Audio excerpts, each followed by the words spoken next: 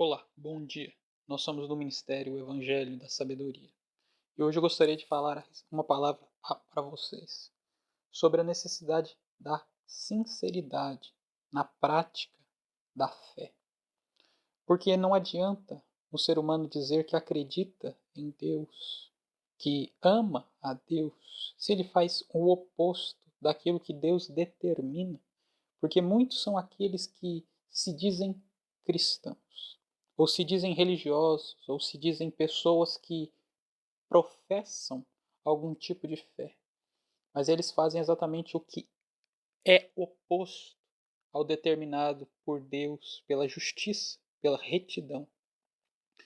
Deus determina que as pessoas não mintam, mas muitos dos que se dizem de Deus vivem mentindo, vivem praticando a mentira, enganando os outros, praticando a corrupção. Deus determina que as pessoas se afastem de toda sorte de imoralidade. Só que muitos dos que se dizem filhos de Deus praticam toda sorte de imoralidade e acreditam que isso é normal. E muitas outras coisas semelhantes a estas, como contendas, brigas, calúnias, difamações, invejas, todas as obras da carne. Só que a fé sincera é aquela que recusa tais obras malignas e busca sempre a perfeição. Não estou dizendo que as pessoas serão 100%, mas o que crê verdadeiramente busca a constante santificação, ou seja, a constante prática da justiça, se corrigindo, se disciplinando, buscando melhorar a cada dia. Porque é isso que faz um verdadeiro filho de Deus, um verdadeiro praticante do ensinamento de Cristo. Porque não são aqueles que dizem Senhor que serão salvos, que serão iluminados e glorificados por Deus, mas sim aqueles que praticam a palavra de Deus, ou seja, a ordem de Deus, a justiça de Deus, o exemplo de Deus. Aqueles que seguem o exemplo de Cristo são os que receberão a eternidade e ascenderão aos patamares superiores da sabedoria. E é isso que eu convido vocês a pensar e a refletir. Será que nós estamos realmente praticando os ensinamentos de Cristo? Será que nós estamos vendo nossos defeitos? Será que você está vendo os seus defeitos? É necessário buscar mudar os pensamentos, encontrar a humildade de reconhecer os próprios erros e tomar atitudes de mudança, porque sem isso, a fé não passa de mentira, não passa de uma ilusão, não passa de uma muleta existencial, porque a fé genuína não é uma muleta existencial, mas uma prática de quem realmente acredita. Já a fé daqueles que se dizem filhos de Deus, mas praticam o oposto do que Deus determina, é apenas uma muleta existencial, uma reunião em um clube de crenças superficiais. Porque quem crê superficialmente é uma pessoa superficial. Porque já foi determinado que é a prática que faz o aperfeiçoamento, é a prática que realmente transforma. Porque é a prática e a palavra que transforma as pessoas. Você fala que é um verdadeiro filho de Deus e age desta forma. Porém, se você apenas diz e age de maneira oposta, você se configura como um verdadeiro filho do diabo. Como pode o ser humano dizer que ama a Deus e trair a esposa? Como pode o ser humano dizer que ama a Deus e roubar o chefe no emprego ou colar na prova? Como pode o ser humano dizer que ama a Deus e odiar os seus parentes? Como pode o ser humano dizer que ama a Deus e não ajudar os necessitados podendo fazer?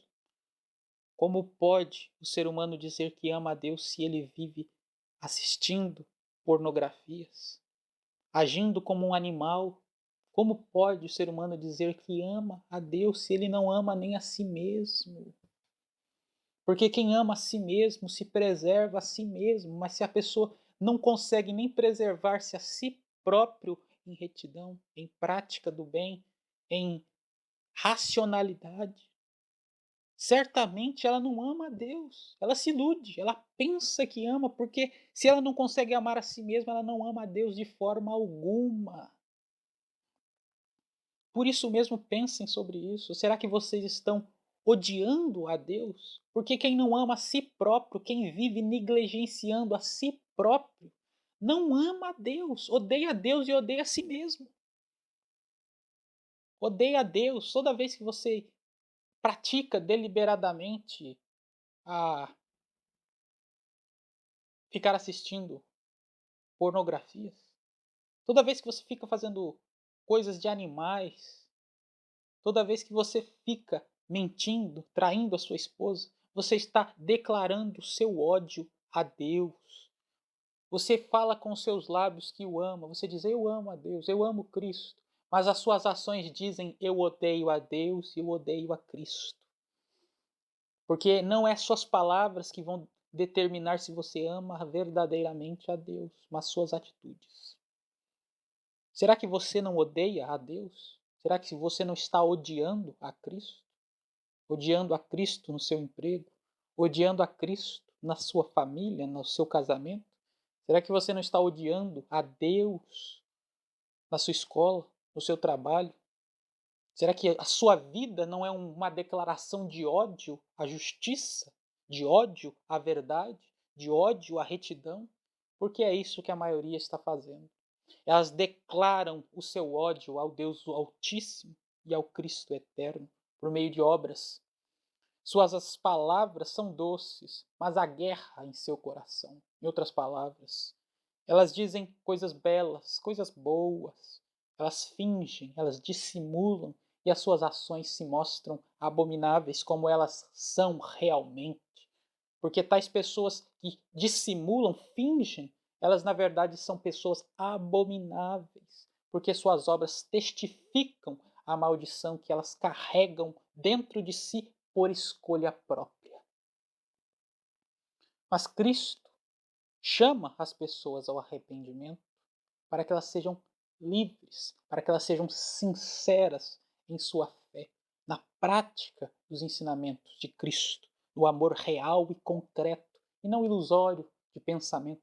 Porque devemos sim purificar o nosso pensamento e nossas palavras, mas devemos antes de tudo purificar as nossas ações, porque se nossas ações forem limpas, ou seja, se nosso interior, nosso centro de comando, nosso centro de controle for limpo, que simboliza atitudes limpas, os nossos pensamentos se limparão. Por isso mesmo que Cristo disse que quando os fariseus começassem a fazer o que era certo, a fazer, não estou falando falar, mas a fazer o que era certo, dando esmola, ou seja, ajudando pessoas, tratando as pessoas com misericórdia, fazendo bem, amando o próximo de fato, então eles seriam limpos, ou seja, seu interior, seu centro de comando estaria sendo purificado, e purificado o centro de comando, todo pensamento e fala seria purificado. Agora, se você administra, se você zela por uma fala agradável, por uma fala boa, e se seu interior está podre, a sua fala não passa de mentiras. A sua fala não passa de mentiras, a sua vida testifica a podridão que você é. Por isso mesmo, escute essas palavras. Não as lance para trás de si, para as costas, esqueça. Não faça isso. São palavras duras, mas são palavras que estão te chamando a pensar. São palavras que estão te chamando a enxergar a realidade. E aos poucos, gradativamente, melhorar.